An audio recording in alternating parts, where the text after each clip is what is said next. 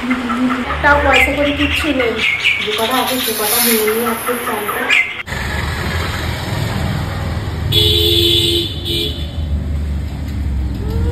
হ্যাঁ, একটা কিছু জিজ্ঞাসা করলে তো কিছু বলিস না। পরীক্ষাটা হয়ে যায়, তারপরে তোমাকে আবার সব বলবো, সব ভিডিও বানিয়ে বলতে পারো, চিন্তা আসতে পারো মতো। মনটা খুব খারাপ, সবাই জামাই ষষ্ঠী যাচ্ছে, আমরাই যেতে পারলাম না। চলে আয়, যাচ্ছি, তুই চল না। গুড মর্নিং বন্ধুরা, আশা করছি তোমরা সকলেই খুব ভালো আছো, আমিও খুব ভালো আছি। আজ হচ্ছে জামাই ষষ্ঠী, জামাই ষষ্ঠী উপলক্ষে সবাই যাচ্ছে তার বাপের বাড়ি, আমি যেতে পারলাম না। কি করে যাবো বলো, হাতে একটাও পয়সা করে কিচ্ছু নেই। আর আজকে হয়ে গেল মাসের 12 তারিখ, তনুর এখন পরীক্ষা চলছে, কত খরচা তাই না? সেই জন্য আর আজকে যাওয়া হলো না। গেলে তো আর শুধু হাতে যাওয়া যায় না, কিছু তো নিয়ে যেতে হবে বলো। একটা কাপড়, একটু মিষ্টি, একটু ফল, কিছু তো নিয়ে যেতে হবে, নাহলে কি ভাববে। মা যতই বলুক কিছু নিয়ে আসতে হবে না, তারপরেও তো কিছু নিয়ে যেতে হয় তাই না? সেই জন্য আজকে আর যাওয়া হলো না। আজকে 11 তারিখ হয়ে গেল, এখনো পর্যন্ত আমার স্যালারিই দেয়নি। কি করে যাবো বলো, সংসারটা কি করে চলবে সেটাই ভাবছি। আবার জামাই ষষ্ঠী, এগুলো একটু আমার পক্ষে বড়লোকি চাল হয়ে যাবে, সেই জন্য আর যাওয়া হলো না। মনটা খুব খারাপ, সবাই যাচ্ছে। রাস্তা দিয়ে যখন দাঁড়িয়ে আছি দেখি সবাই জামাই ষষ্ঠী যাচ্ছে, বুলুরাও গেল, আমাদেরই আজকে আর হলো না। এখন একটু রান্না করি। রান্নায় কি করব, একটু ভাত করব আর একটা ডিম ভেজে আলু দিয়ে তরকারি করব। কি করে চালাবো বলো, আজকে মাসের হয়ে গেল 12 তারিখ 13 তারিখ, তাহলে এখনো পর্যন্ত যদি না মাইনে ঢোকে তাহলে কি করে চলবে সারাটা মাস। আর সবার থেকে কত হাত পেতে চালাবো বলো। বুলুরা যাচ্ছিল, ওদেরকেই বললো যে কিরে জামাই ষষ্ঠী যাচ্ছিস, বললো হ্যাঁ। ওরাই আমাকে আবার 500 টাকা দিয়ে গেল হাতেতে, বললো যে ঠিক আছে রাখ, তুই কালকে তোর মেয়েকে যখন পড়তে যেতে যাবি তো, পরীক্ষা দিতে যাবি তো, তখন নিয়ে যাবি খন। সেই জন্য ওরাই দিল, আর সেটা নিয়েই এখন আমি গেলাম, আছি এখন।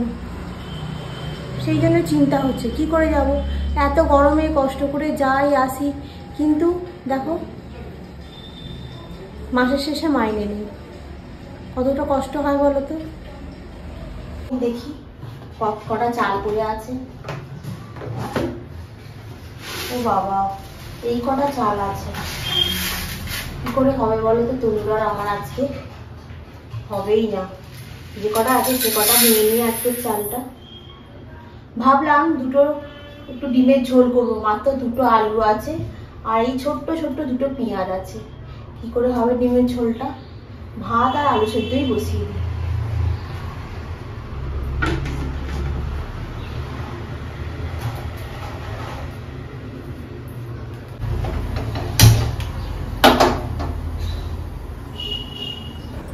ভাতটা বসিয়ে দিয়ে আমি ব্যালকনির কাছে এসে বসে আছি এখন চুপ করে। সবাই রাস্তা দিয়ে যাচ্ছে, তাদেরকে দেখছি। কি করবো বলো, আমার তো আর যাওয়া হলো না, তাই সবাই কি সুন্দর যাচ্ছে, বাইকে করে, কারা যাচ্ছে টোটোয় করে, কত সুন্দর সেজে গুজে যাচ্ছে, সেগুলো দেখছি আর চুপ করে আর বসে আছি। আর তনু ঘরের ভেতরে পড়ছে এখন। কপালটাই খারাপ জানো তো, কিছু করার নেই। যাক, এবছর নাই হলো, সামনে বছর যাবো নিশ্চয়ই, এটাই ভেবে রাখি। এখন তো অনেক কিছু কাজ করছি, দিনকাল তো ভালো নয়, কাজের বাজারও খুব একটা ভালো নয়, যে একটা কাজ ছেড়ে অন্য কাজ যে ঢুকবো সেটাও সম্ভব হয়ে ওঠে না। কারণ আস্তে আস্তে তো বয়সটা বেড়ে যাচ্ছে, বলো না, কেই বা নেবে আমাকে কাজে। তাই এখানেই এখনও আছি, দেখি যদি না ঠিক মতো মাইনে দেয় ভাবছি ছেড়েই দেবো এবার।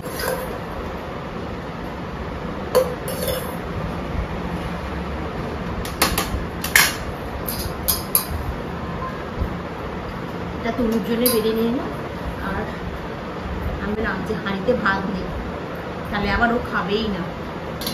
আলুটাকে একটু ছাড়িয়ে দিই।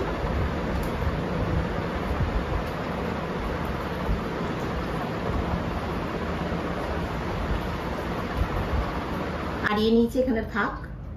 এই আধখানা আলুটা দিয়েও খাক, আমি আধখানাটা রেখে দিয়েছি মুড়ি দিয়ে খাও বলে। ও মুড়িয়ে তো কালকে শেষ হয়ে গেছে, তাহলে কি হবে, থাক চুপ করেই থাক, একটু জল খেয়ে নেবো। তনু চলায়, ভাত বেড়ে দিয়েছি।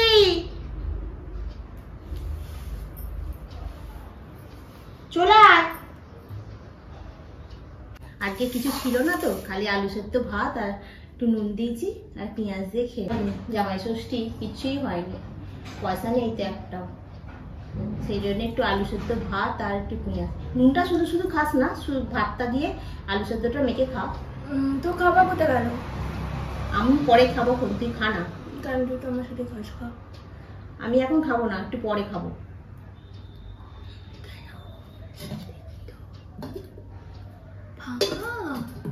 এ বাবা, আমি দুটো মুড়ি খেয়ে নেবো কোন।